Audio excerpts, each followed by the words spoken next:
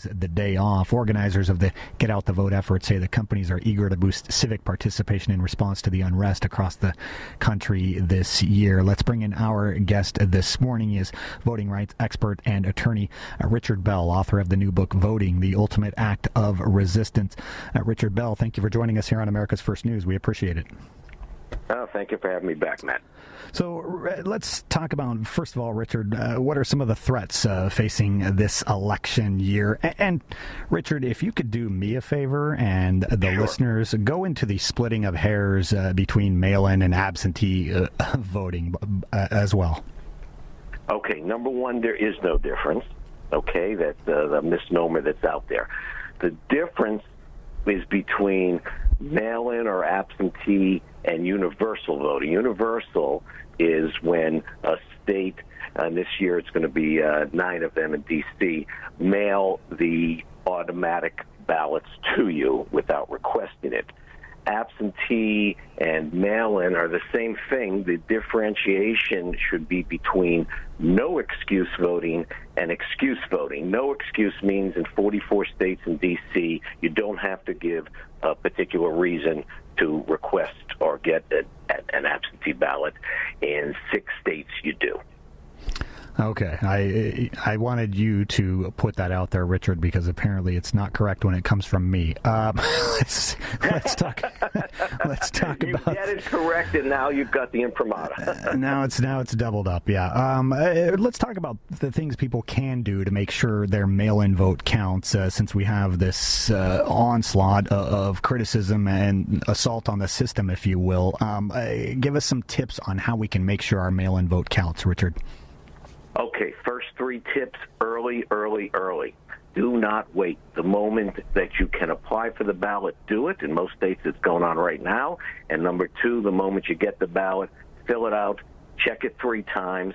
Either get it back through the post office. If your state has a drop box, many states, you can just bring it back to the Board of Elections. If you have transportation, some places let you drop it off at early voting sites.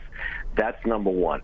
The other thing, everybody should have a plan of what they're going to do. And the way to get the plan is to go to this nonpartisan website called vote.org, because it goes state by state, what your deadlines are, what your requirements are, whether you're going to do it in person or by mail-in ballot. And that's really, really important that people start thinking about it this moment. The website again, vote.org. Richard, let me ask you, what happens when what happens when a vote's denied or rejected? Is there any way to get it restored? We've heard stories of ballots being rejected because people just didn't remember to put their signature on them. Sure, Matt, and that's what I do. I do voter suppression work, and normally I do it on in-person voting. But you're raising the issue, of course, of mail-in ballots, and here's the deal. So there are 20 states that give you notice if your ballot has been rejected and give you time to cure it. And what does that mean? Ballots are rejected basically for 2 reasons. They're mailed in or received late, or there's some kind of problem with either the signature or there's a portion missing that you were supposed to fill out. And in those states, you will get the opportunity to fix it. And that is one of the reasons that you want to do everything early. It gives you time to fix a problem.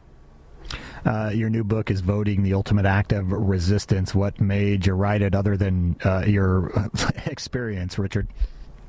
Yeah, well, Matt, it's obviously it's a very important time, and it's about my on-the-ground battle against voter suppression, both at the polls and in the courtroom.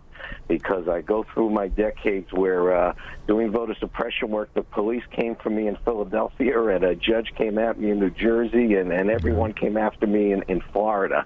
And I want people to understand the seriousness of voter suppression, not as an academic term or as a study, but what really goes on those election days on the ground and how people can avoid getting in those situations.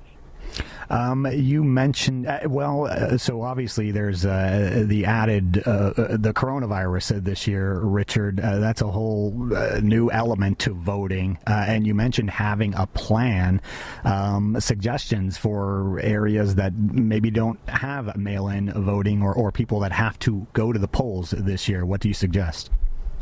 Yes, so for those 6 states that you don't have no excuse balloting, so I suggest that you go for early voting as soon as it opens up, because it gives you the opportunity not to have lines, not to have problems, not to have to worry about the social distancing as much, because there just won't be lines.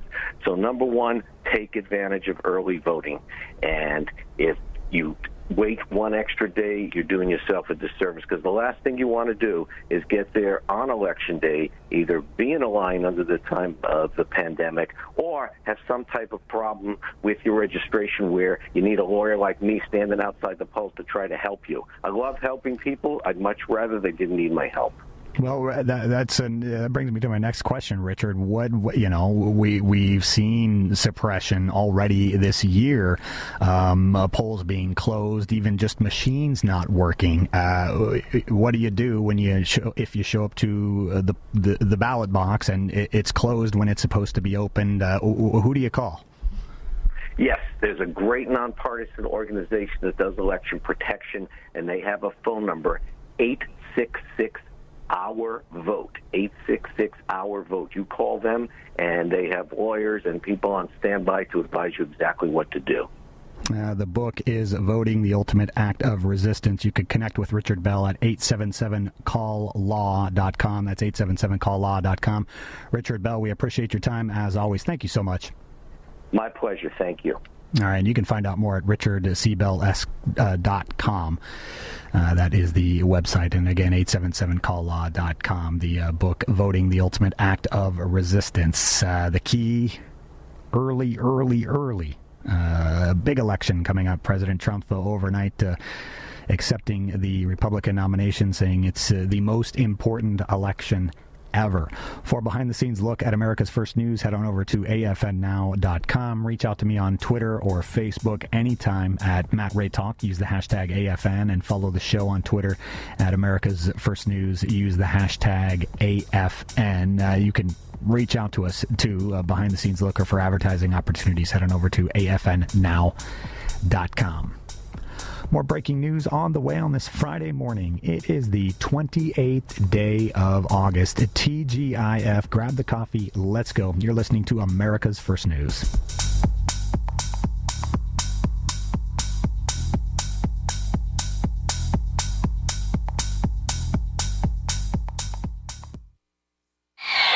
You're listening to Matt Ray. And so does the CIA. Complement your health with hemp-derived cannabinoid oil. We've always believed that the closer to Earth, the better it is for our bodies. Our hemp-derived cannabinoid oil is phytocannabinoid-rich, full-spectrum, and organically grown. Finally, hemp made easy, clean, and effective. GCNhemp.com or call 877-878-4203. That's right, we cut through the red tape. It's now available at GCNhemp.com or call 877-878-4203. Are you intrigued by Paranormal Talk Radio? You'll love the new Paranormal Radio app from TalkStream Live. You'll find a great selection of talk shows covering UFOs, ghosts, strange phenomena, and much more. Download the Paranormal Radio app now and start listening to the very best in paranormal talk entertainment. The Paranormal Radio app, free in Google Play and the iOS App Store.